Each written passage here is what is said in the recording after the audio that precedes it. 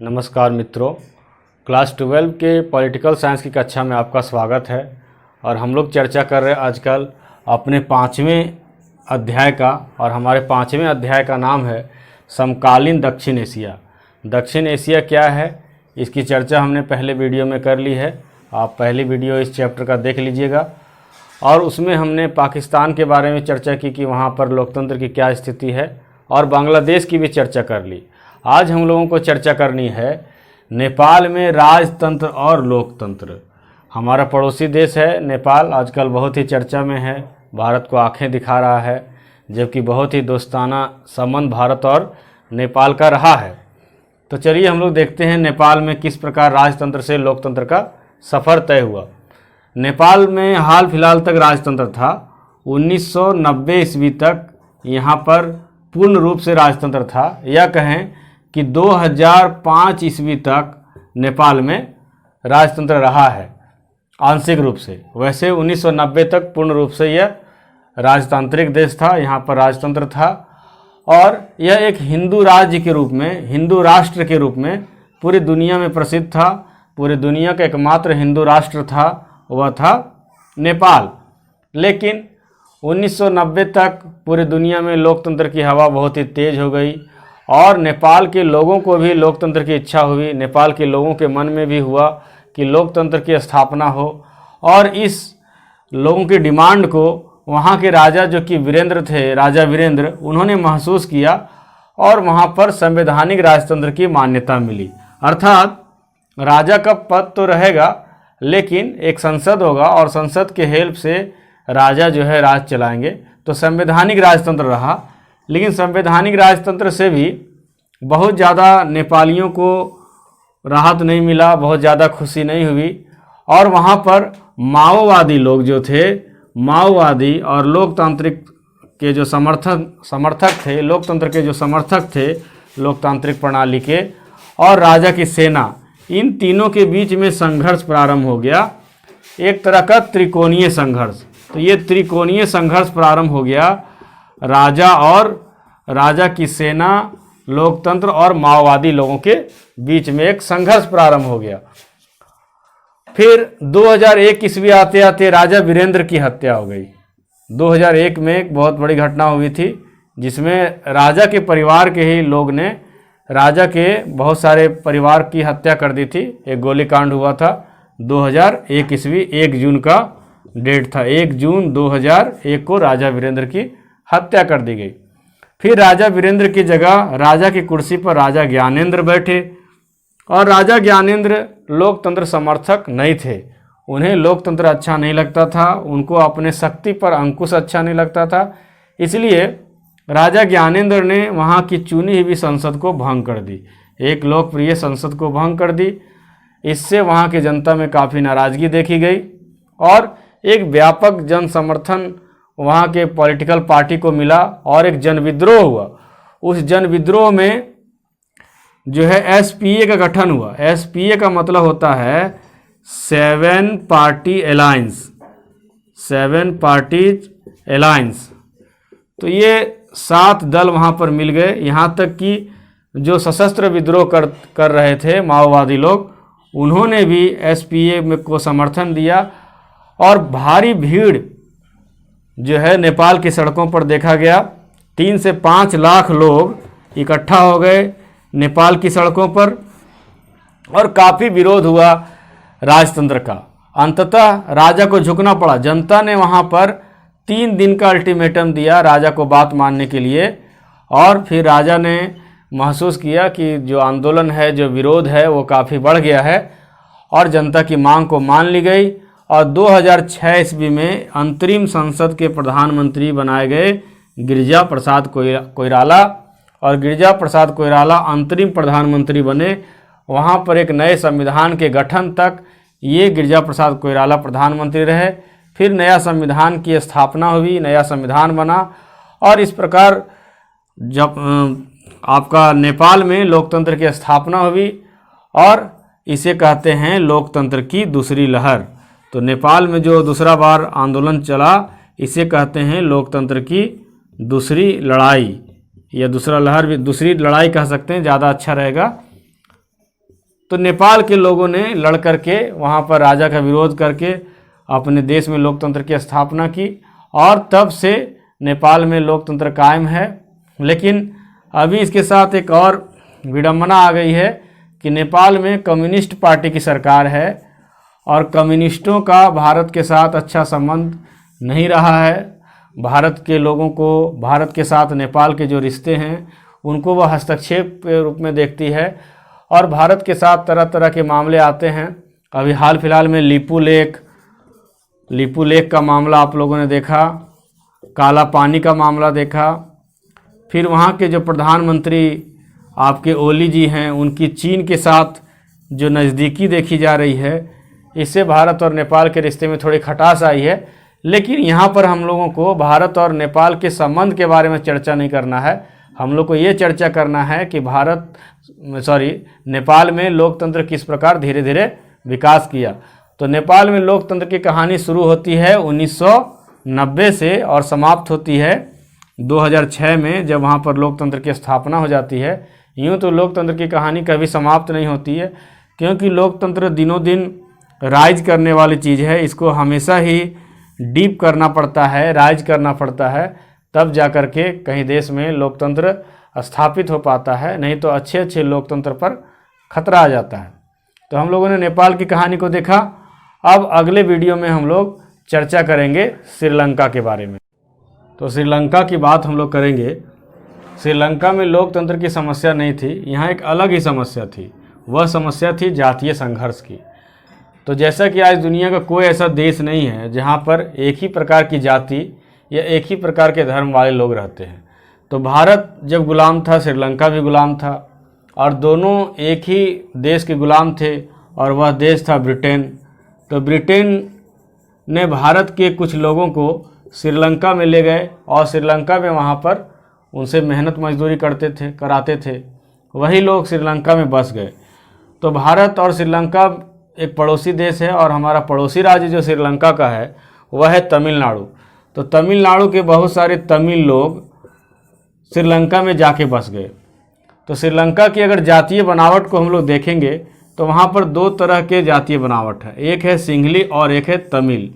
जो श्रीलंका के मूलवासी हैं, जो वहाँ के लोकल लोग हैं, वो सिंघली लोग हैं। उनकी भाषा सिंघली है, वो सिंघल कहलाते हैं। और भारत से जो लोग गए हैं उनकी भाषा तमिल है। ये या तो हिंदू हैं या मुस्लिम हैं और सिंघली लोग ज़्यादातर बौद्ध धर्म को मानने वाले हैं। तो इनका धर्म भी अलग है और भाषा भी अलग है। अब जब श्रीलंका 1948 में आज़ाद हुआ तो वहाँ पर बहुसंख्यकों को ज़्यादा प्रश्रय दिया गया। भारत के उलट भारत में सभी को लेके चला जाता है, लेकिन श्रीलंका में वहाँ पर बहुसंख्यक सिंघलियों का तारीफदारी किया गया सरकार के तरफ से, क्योंकि इसकी संख्या 74% थी। इस चैप्टर के बारे में बहुत ज़्यादा चर्चा सत्ता की साझेदारी चैप्टर में 10 क्लास के पहले चैप्टर में की गई है। तो सिंघलियों की तारीफदारी की गई, कुछ ऐसे नियम कानून बनाए गए जिससे सिंघलियों को ज़्यादा महत्व दिया गया और तमिलों को उपेक्षा किया गया। 1956 में वहाँ पर कुछ ऐसे कानून लाए गए जिसमें तमिल भाषा को उपेक्षा किया गया, तमिल की उपेक्षा की गई और सिंघली भाषा को राजभाषा घोषित कर दिया गया। बौद्ध धर्म को राजधर्म घोषित कर दिया गया और सरकारी नौकरियों में और यहाँ तक कि कॉलेजों में, विश्वविद्यालयों में सिंघलियों को ज़्यादा महत्व दिया गया। इससे वहाँ के तमिलों में असंतोष फैल गया और तमिल लोग अपने आप को उपेक्षित महसूस करने लगे। तो तमिल जिनकी आबादी श्रीलंका इस प्रकार का है, एक क्या कहा जाए इसको, नारियल के जैसे शेप का है। तो ये जो उत्तर पूर्व एरिया है, इस एरिया में ज़्यादातर तमिल लोग रहते हैं, क्योंकि यही एरिया जो है वो भारत से सटा हुआ है, भारत ऐसे है। तो भारत के लोग इस एरिया में जाके बसे थे। तो ये तमिल वाला एरिया है। तो इन लोगों के मन में ये बात आने लगी कि क्यों ना हम लोग एक अलग राष्ट्र बना दें, अलग देश बना दें, और अपने अधिकारों की मांग के लिए इन लोग आंदोलन करने लगे। तमिल इलम का अर्थ होता है कि एक तमिल राष्ट्र, इलम मतलब राष्ट्र, राज्य, इसके लिए संघर्ष हुआ। तो कोई भी देश को अपने देश से एक अलग करना पड़े टुकड़ा कैसे मंजूर होगा। तो वहाँ के सिंघली सरकार को, वहाँ के जो सरकार थी श्रीलंका की सरकार, उसको ये अच्छा नहीं लगा। एक बात और भी जानने लायक है कि श्रीलंका का पहले नाम हुआ करता था सिलोन आज़ादी के पहले इसका नाम था सिलोन, बाद में यह श्रीलंका हो गया। तो तमिल इलम की मांग बहुत जोर पकड़ने लगी और 1980 के दशक में आते आते ये मांग और भी जोर पकड़ ली। अपने तमिल राज्य के निर्माण के लिए इन लोगों ने एक संगठन बनाया जिसका नाम रखा गया LTTE। LTTE मतलब लिबरेशन टाइगर्स ऑफ तमिल इलम, लिबरेशन टाइगर्स ऑफ तमिल इलम। तो लिबरेशन टाइगर्स ऑफ तमिल इलम जो था उसके आंदोलन हिंसक हो गए, हिंसक आंदोलन करने लगे, सशस्त्र विद्रोह करने लगे, जिससे श्रीलंका की सरकार और LTTE में विरोध हमेशा जो है खून खराबा, नरसंहार वगैरह भी होने लगे। तो वहाँ पर 1983 आते आते गृह युद्ध की स्थिति, सिविल वार की स्थिति छिड़ गई। पूरा श्रीलंका सिविल वार के चपेट में आ गया। और जब श्रीलंका जल रहा हो, झुलस रहा हो, तो उसका प्रभाव भारत पर ना पड़े, ये कैसे हो सकता है। तो भारत भी इससे अछूता नहीं रहा। बहुत सारे तमिल शरणार्थी भाग करके भारत आने लगे और भारत सरकार को भी इससे चिंता हुई। और चूंकि ये जो तमिल लोग थे वो कहीं ना कहीं भारतवंशी थे, ये भारतीय मूल के थे, इस प्रकार तमिल के लोग भी, तमिलनाडु के लोग भी भारत सरकार पर दबाव बनाने लगे कि आप इस मामले में कुछ कीजिए। तो भारत ने श्रीलंका की सरकार से कई बार आग्रह किया, बहुत सारी बातें हुई, लेकिन कोई हल नहीं निकला। 1987 ईस्वी में भारत ने प्रत्यक्ष रूप से हस्तक्षेप किया। 1987, सोच लीजिए कौन है इस समय प्रधानमंत्री। हमारे प्रधानमंत्री उस समय थे राजीव गांधी, मिस्टर क्लीन। तो राजीव गांधी 1987 ईस्वी में श्रीलंका के मामले में सीधा हस्तक्षेप किए और वहाँ पर शांति सेना भेजी, पीस फोर्स भेजा श्रीलंका के मामले को सुलझाने के लिए। और शांति सेना जाकर के श्रीलंका की सेना और LTTE के बीच समझौता कराना चाहती थी, लेकिन ये शांति सेना खुद ही तमिलों से उलझ गई, जिससे तमिलों को खराब लगा और यहाँ तक कि श्रीलंका के लोगों को भी ये शांति सेना अच्छी नहीं लगी। फलस्वरूप बिना कोई रिजल्ट के 1989 में 1989 में शांति सेना को वापस आना पड़ा। तो बिना रिजल्ट के शांति सेना वापस आ गई और तमिलों को जो मारा गया, तमिलों को जो हमारी शांति सेना ने दबाया, इसका बदला लेने के लिए उन्होंने राजीव गांधी की हत्या तक कर दी 1990 ईस्वी में। आप लोग जान रहे हैं। तो ये इस प्रॉब्लम से न केवल श्रीलंका को नुकसान हुआ, बल्कि हमने भी अपने एक प्रधानमंत्री को खोया।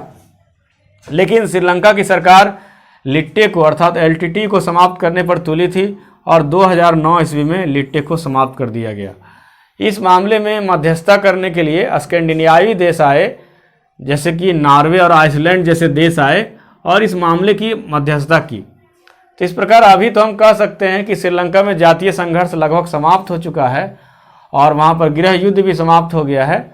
लेकिन इन सारे गृह युद्ध के बावजूद भी श्रीलंका ने काफ़ी अच्छी प्रगति की है। उदारीकरण करने वाला वो दक्षिण एशिया का पहला देश था। GDP भी उसका दक्षिण एशिया में बहुत अच्छा है और यहाँ पर लोकतंत्र भी, अगर कहा जाए पूरे दक्षिण एशिया में अगर अच्छी स्थिति है तो वो है भारत और श्रीलंका में लोकतंत्र की स्थिति अच्छी है। बाकी पाकिस्तान में डावाडोल है, आपने बांग्लादेश के भी हालत देख ली, नेपाल बहुत हाल फिलहाल में लोकतांत्रिक व्यवस्था को अपनाया है। तो श्रीलंका के साथ हम लोगों ने क्या समस्या थी वो भी हम लोगों ने देखा। अब हम लोग चर्चा करेंगे भारत और उसके पड़ोसी देशों के संबंधों की। चलिए चर्चा करते हैं भारत और उनके पड़ोसी देशों के साथ संबंध। तो सबसे हमारा जो पड़ोसी है, सबसे नज़दीकी पड़ोसी, वह है पाकिस्तान। और पाकिस्तान के साथ हमारे संबंध कैसे हैं, ये हिंदुस्तान का भी बच्चा बच्चा और पाकिस्तान का भी हर बच्चा जानता है कि भारत और पाकिस्तान के साथ हमेशा ही संघर्ष वाली स्थिति रही है। कोई भी एक भी ऐसा सिंगल दिन नहीं आया है, सिंगल डे नहीं आया है आज़ादी के बाद कि भारत और पाकिस्तान के बीच में अच्छे संबंध रहे हों, मधुर संबंध रहे हों। तो हमेशा से ही संघर्ष वाला हमारा रिश्ता रहा है। तो हमारे संघर्ष का क्या कारण है, इसकी वजह क्या है और कहाँ से ये शुरू हुआ, इन सारे बातों को हम लोग देखेंगे। तो भारत और पाकिस्तान दोनों ही दक्षिण एशिया के देश हैं और दोनों ही प्रमुख देश हैं। सबसे बड़ा देश है आपका दक्षिण एशिया में भारत और उसके बाद है पाकिस्तान। तो भारत और पाकिस्तान ही दक्षिण एशिया की राजनीति के केंद्र में है और दोनों देशों के बीच में हमेशा संघर्ष रहा है और इस संघर्ष का कारण रहा है कश्मीर। जब भारत आज़ाद हुआ और पाकिस्तान भी आज़ाद हुआ तो हमारे जो स्वतंत्रता अधिनियम था उसमें ये लिखा हुआ था कि जो हमारे देसी रियासत हैं वो चाहें तो पाकिस्तान में मिल जाएं या फिर भारत में मिल जाएं। तो बहुत सारे देसी रियासत जो थे वो भारत में मिल गए, कुछ पाकिस्तान में मिल गए, लेकिन कुछ ऐसे थे जो बीच वाली स्थिति में रहे, उहा-फो की स्थिति में रहे, उसमें कश्मीर भी एक था। तो कश्मीर जब आज़ादी के समय वो किसी देश में नहीं मिला, ना भारत में मिला ना पाकिस्तान में मिला, तो पाकिस्तान की कबीलाई फोर्स ने कश्मीर पर हमला कर दिया। और कश्मीर के राजा हिंदू थे जबकि आबादी वहाँ थोड़ी सी मुसलमान की ज़्यादा थी। जब हमला होता देख वहाँ के राजा हरि सिंह हमारी भारतीय सरकार को मदद मांगा, तो भारत सरकार जब तक मदद करने जाती तब तक पाकिस्तान कश्मीर के एक बहुत बड़े हिस्से को हथिया चुका था। और इसी बीच हमारे नेहरू जी ने एक भूल कर दी कि वो संयुक्त राष्ट्र में कंप्लेन कर दिए। अब संयुक्त राष्ट्र कहा कि भाई आप लोग दोनों यथास्थिति बनाए रखें, जहाँ पर पाकिस्तान जहाँ तक पहुँचा है उसको वहाँ रहने दें और जहाँ पर भारत है वहाँ पर भारत को रहने दें। तो भारत ने जो अब बचा लिया जो हिस्सा वो जम्मू एंड कश्मीर बन गया, जो हाल फिलहाल तक हमारा राज्य था जम्मू कश्मीर अभी भी है, अब केंद्र शासित राज्य बन गया है। और पाकिस्तान ने जो राज्य हथिया लिया, जो इलाका हथिया लिया कश्मीर का, वो कहलाया पीओके, पाक ऑक्युपाइड कश्मीर। हिंदी में इसे कहेंगे पाकिस्तान अधिकृत कश्मीर। वो हमारे जम्मू कश्मीर को कहता है आज़ाद कश्मीर और हम उसके कश्मीर को कहते हैं पाकिस्तान अधिकृत कश्मीर। तो दोनों में विवाद है। हम पाकिस्तान के कश्मीर को कहते हैं हमारा कश्मीर है और पाकिस्तान हमारे कश्मीर को कहता है कि यह हमारा कश्मीर है। यही में विवाद की बात है। अब क्या सत्य है क्या असत्य है हम लोग सबको जानते हैं। कश्मीर भारत का अभिन्न हिस्सा है क्योंकि कश्मीर के राजा हरि सिंह ने भारत के साथ हस्ताक्षर किया और उन्होंने जो कश्मीर भारत को सौंपा वो थोड़ा सा तो नहीं सौंपा, वो पूरे कश्मीर के राजा थे, इसलिए पूरा कश्मीर हमारा होना चाहिए। लेकिन इसी पर विवाद चलता रहा। 1948 में लड़ाई हुआ, 1965 में भारत पाकिस्तान के साथ लड़ाई हुआ और 1971 में बांग्लादेश के साथ लड़ाई हुआ। और बांग्लादेश की लड़ाई में भारत ने एक निर्णायक जीत हासिल की, लेकिन हम लोग समझौते में ये कश्मीर मामला को नहीं सुलझाए, उसको बांग्लादेश तक ही सीमित रखे। ये कहा जाए कि भारत की रणनीतिक भूल हो सकती है। फिर 1999 में कश्मीर को लेकर ही कारगिल युद्ध हुआ। बहुत सारे लोग कारगिल युद्ध को जानते भी होंगे। और कुछ समझौते भी हुए तरह तरह के। जैसे जब 1965 में पाकिस्तान हारा तो शास्त्री जी के साथ कश्मीर की जो समझौता हुई पाकिस्तान के साथ वो था ताशकंद समझौता। फिर 1971 में जब बांग्लादेश वाले मामले में पाकिस्तान हारा और जब समझौता हुआ तो समझौता को शिमला समझौता कहा गया।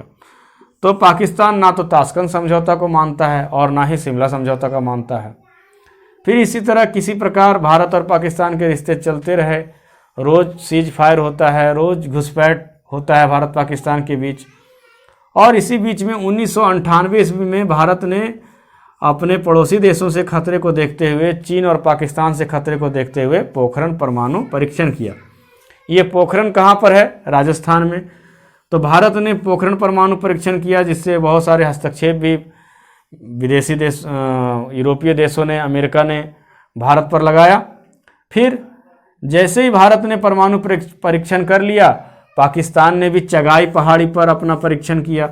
इस प्रकार अब भारत और पाकिस्तान दोनों ही परमाणु संपन्न देश है। अब दोनों के बीच लड़ाई का मतलब है परमाणु युद्ध और इससे दोनों का नुकसान होगा। इसलिए पूर्ण लड़ाई तो अब दोनों देशों में होती नहीं है, लेकिन प्रॉक्सी वार रोज चल रहा है। रोज पाकिस्तान सीज फायर करता है। उसकी जो खुफिया एजेंसी है ISI, तो ISI के द्वारा वो हमेशा षड्यंत्र रचते रहता है।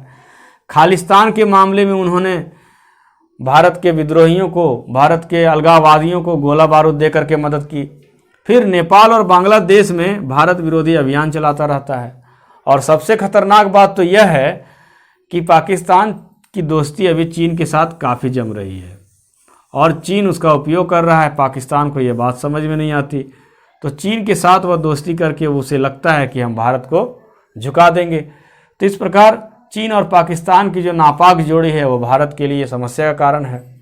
और सबसे ज़्यादा जो अभी करंट में घटना हुआ पुलवामा की घटना, जिसमें 40 CRPF मारे गए हमारे देश के जांबाज जवान, तो इस घटना के बाद भारत का गुस्सा और भी अधिक बढ़ गया और भारत ने बालाकोट एयर स्ट्राइक की। उसके बाद पाकिस्तान के प्रधानमंत्री ने सारे व्यापार भारत के साथ बंद कर लिए, जिसमें उनका ही अधिक घाटा है। लेकिन इन सारे संबंधों के बीच, इन सारे संघर्षों के बीच हम लोग देखते हैं कि 1960 ईस्वी में भारत और पाकिस्तान के बीच में एक समझौता हुआ, जिसको कहते हैं ट्रीटी हुआ, सिंधु जल समझौता। और सिंधु जल समझौता इन 1965, 71 और 1999 की लड़ाई के बाद भी नहीं टूटा है। ये एक बहुत बड़ी बात है और भारत और पाकिस्तान के संबंध अभी सब तरह से ख़त्म हैं। हम भारत और पाकिस्तान के बीच एक ट्रेन चलती थी जिसे कहा जाता था समझौता एक्सप्रेस। तो समझौता एक्सप्रेस भी खराब संबंधों के कारण बंद है। और अभी हाल फिलहाल में पाकिस्तान ने ननकाना साहब कॉरिडोर को खोला है। तो ननकाना साहब कॉरिडोर के कारण बहुत सारे सिख श्रद्धालु अब पाकिस्तान में जाकर के ननकाना साहब का दर्शन कर सकते हैं। लेकिन इसमें भी पाकिस्तान की चाल उनको लगती है कि वो उस माध्यम से भारत में भी घुस सकता है। तो भारत और पाकिस्तान के संबंध बहुत ही बुरे दौर में है अब शुरू से ही, और उम्मीद करनी चाहिए कि कभी ये संबंध अच्छे हो जाएंगे, और जिस दिन संबंध अच्छे होंगे ये दक्षिण एशिया में ये दोनों देश राज कर सकते हैं। अब हम लोग अगले दूसरे पड़ोसी देश की चर्चा करेंगे।